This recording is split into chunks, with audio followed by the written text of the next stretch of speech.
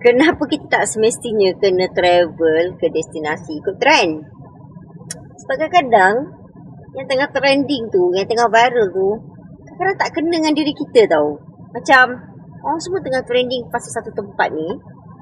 Tempat ni okey, nampak cantik, nature cantik. Tapi rupanya tempat ni kena jalan banyak. Kena banyak jalan, kena haki-haki sikit. Sedangkan kita ni tak fit untuk berjalan. Ataupun kita tak suka peluh-peluh. Ataupun kita tak suka jalan banyak-banyak ni. Letih.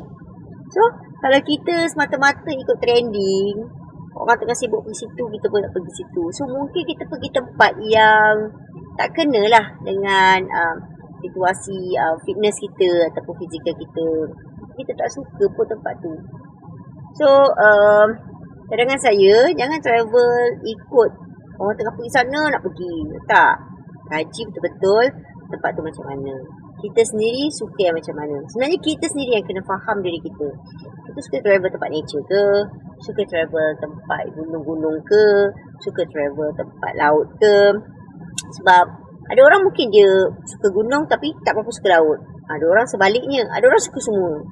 Ada orang mungkin tak suka bandar. Ada orang suka kampung. Ada orang tak. Dia memang suka bandar. Orang suka pergi pasar. Orang tak suka pergi pasar.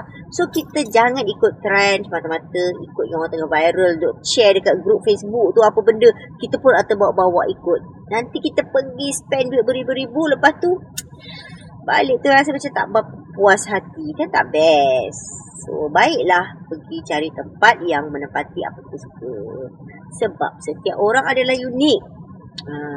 Apa yang dia suka tak bermakna kita suka. Begitu juga dengan kemampuan kewangan kita pun sama. Kalau tempat tu mahal, it's okay. Kita pergi tempat lain yang ada vibe yang kita suka juga, tapi dengan kos yang lebih murah. Macam tu. Travel bukannya perlombaan. Bukannya kau dah pergi sini dah, aku belum pergi. Okey, kau kena pergi juga. Tak, travel tak macam tu. Travel ni adalah perjalanan diri sendiri mencari pengalaman di tempat orang. Dalam masa yang sama, kita boleh belajar banyak benda baru untuk kita ambil iktibar. Boleh?